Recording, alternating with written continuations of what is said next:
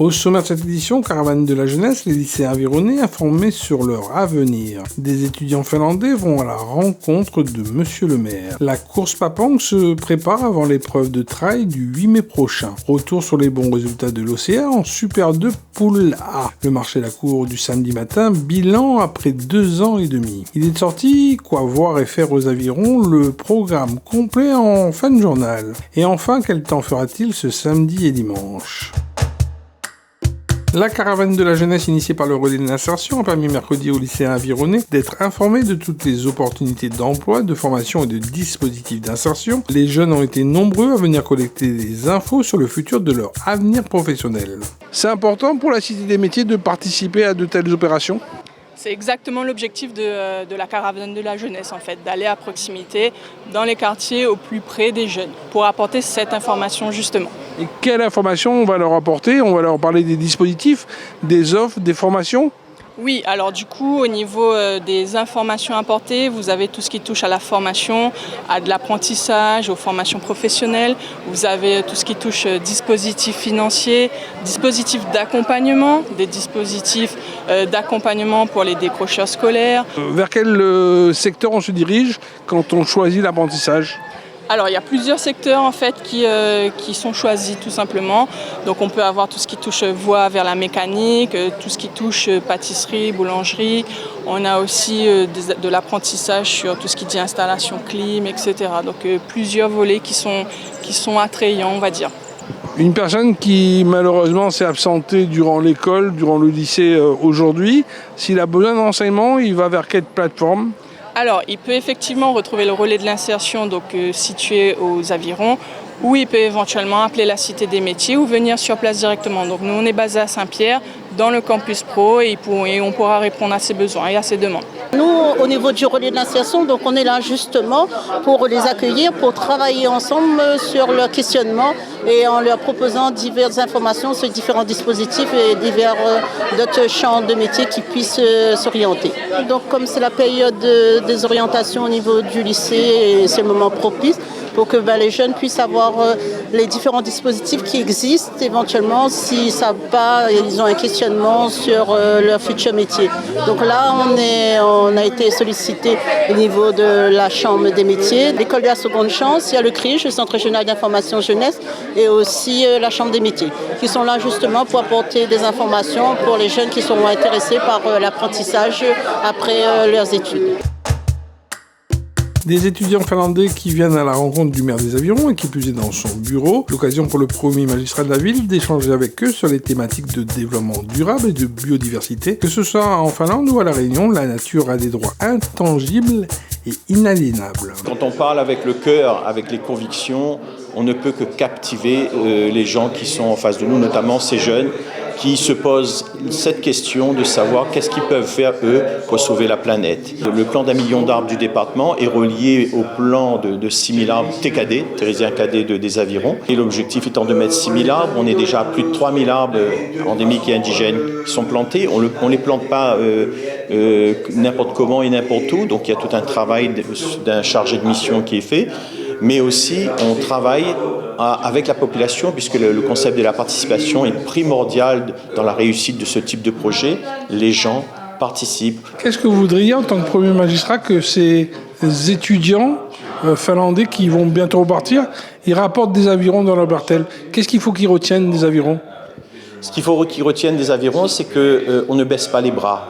Malgré l'ampleur des dégâts occasionnés sur notre biodiversité, je rappelle, on a perdu à peu près 70% de notre biodiversité endémique et indigène dans l'île, que ce soit faunistique, floristique.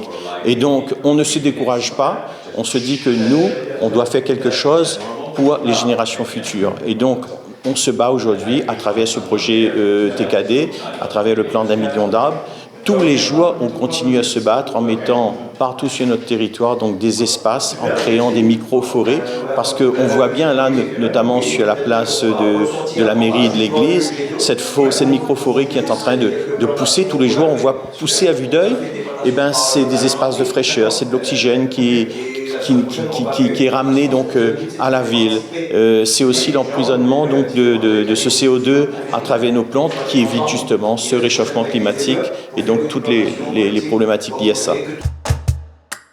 La 10e édition aux avirons de la course Papang est programmée le 8 mai prochain. Ce trail de 19 km en boucle se déroule entre le stade du complexe sportif et le cœur du village du Tevlav. La course, avec un dénivelé positif de 900 mètres, devrait ainsi drainer plusieurs centaines de sportifs aguerris ou simplement passionnés de l'effort physique et du dépassement de soi dans la difficulté. Le parcours, on va partir du stade là.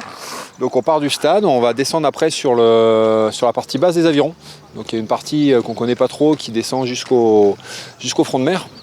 Donc voilà, on va passer à travers le sentier des pêcheurs, puis après on va remonter au niveau de la ravine, on remonte jusqu'au centre-ville, où il y a une petite pause ravitaillement au niveau du centre-ville. C'est là où il y aura l'échange de relais, parce qu'il y a une course également relais. C'est vrai qu'il y a deux courses en une. Il y a les courses de relais et la course individuelle. Voilà, exactement, c'est ça. Il y a une course individuelle et une course relais qui se fait au niveau de la mairie. Et après, donc, du coup, on va monter en l'air quasiment jusqu'au Tevlav pour après redescendre, du coup, ici au stade. J'ai vu qu'il reste pas mal de dossards à prendre. Voilà, vous attendez combien de personnes? On aimerait bien faire comme l'année dernière, je veux dire 300 personnes. On était sur une base de 300 et cette année, on espère avoir aussi 300 personnes pour la 10e édition. Voilà, on espère que ça va marcher et il n'y a pas de raison que ça ne marche pas. C'est toujours à la fin que les gens s'inscrivent. Venez nombreux à la course Papang, on sera heureux de vous accueillir et nous faire partager notre passion.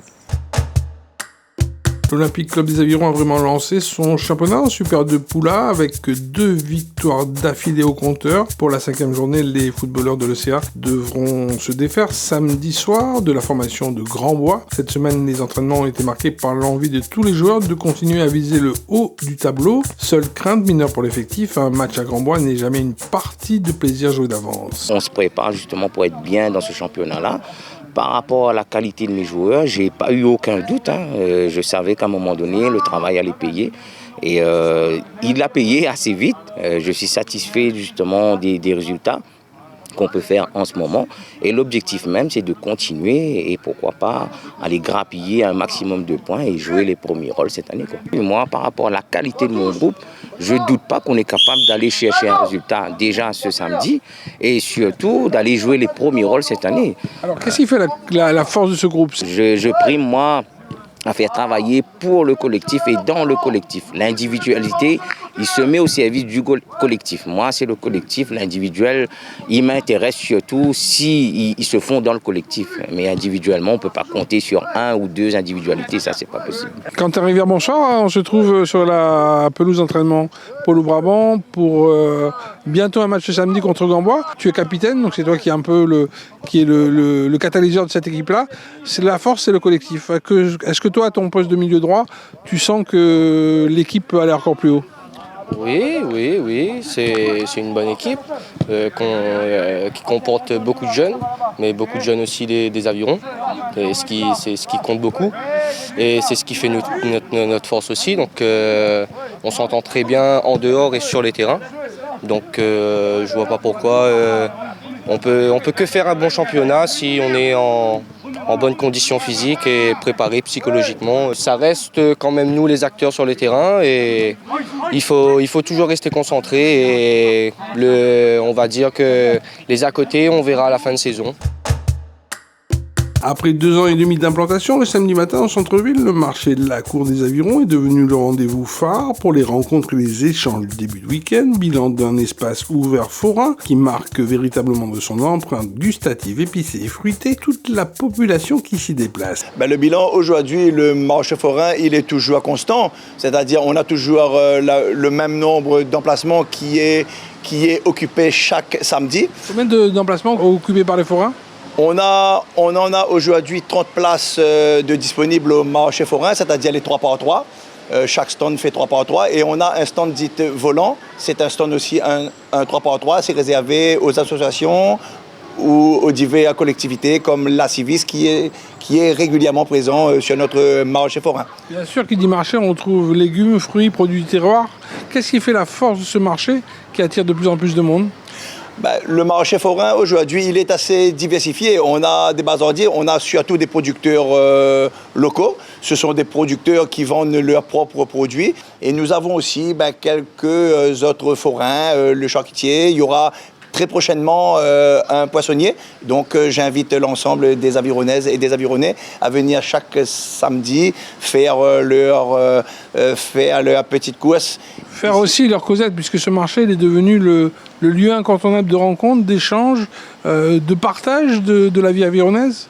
Le marché forain, c'est à Suatou le samedi aux gens de se rencontrer, de discuter, de voir un petit peu les nouvelles de la semaine et Suatou de prendre la température au niveau de l'actualité. Donc on apprend beaucoup chaque samedi avec les différents forains, même les gens qui viennent consommer. Donc c'est un échange vraiment avec les Avironnais chaque samedi matin.